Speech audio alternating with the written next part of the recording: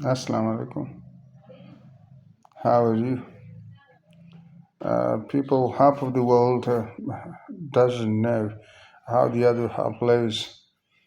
So there are many difficulties faced by people who are one way or another, directly or indirectly, involved or engaged or compelled to be engaged in any system of war.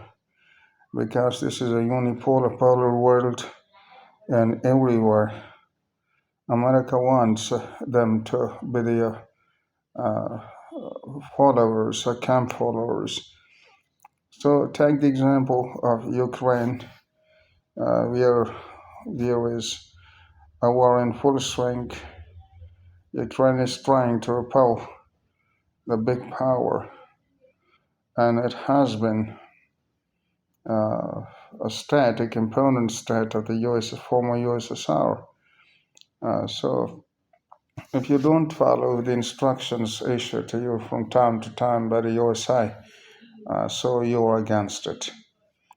And if there is anything, so anything which goes wrong, quite in sharp contrast with the US's interests in the world, so you will be targeted, or the next target you will be.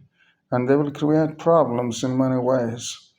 Multipolarity was a blessing in disguise. So there was a little quasi balance in the world. Now, if such things continue, so it will be difficult to prevent a third war in such a world. So this is the world you can see, and here the USSR, a one person at the one end rises up early in the morning and enjoying breakfast. The other is going to bed on the other side. So sharp contrast.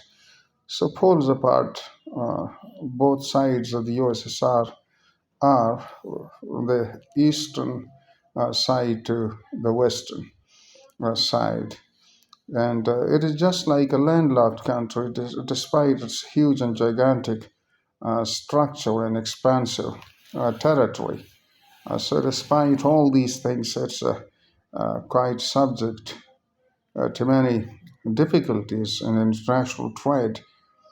So, round the clock everywhere, so it is most suitable the Gawada was, and Afghanistan was captured just to fulfill that desire.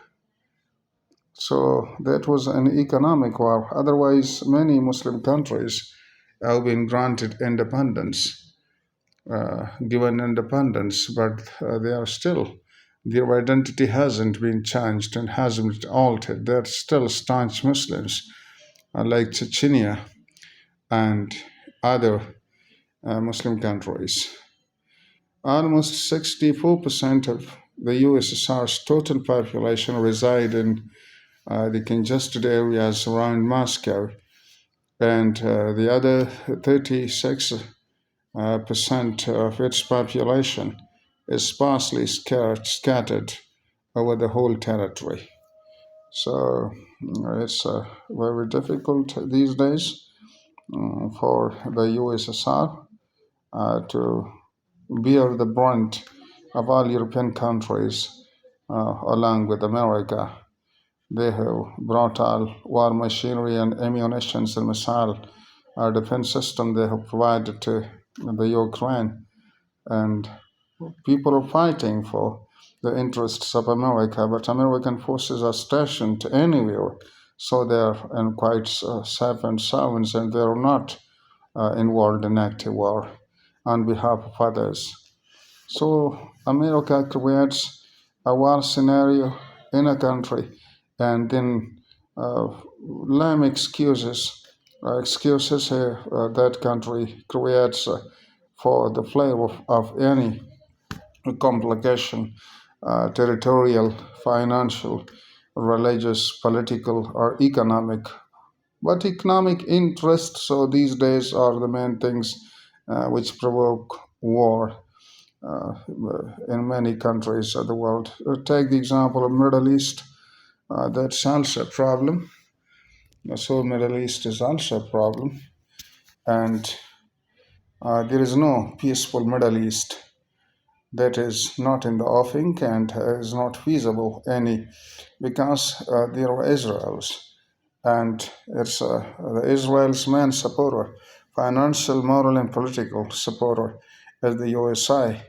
So they have unleashed untold and mentionable uh, afflictions on the unarmed and innocent civilians, including children, women, and the old. So, isn't it an inhumanity to do such things? Isn't the UNO undemocratic itself? America's champion of the world and champions democracy anywhere in the world.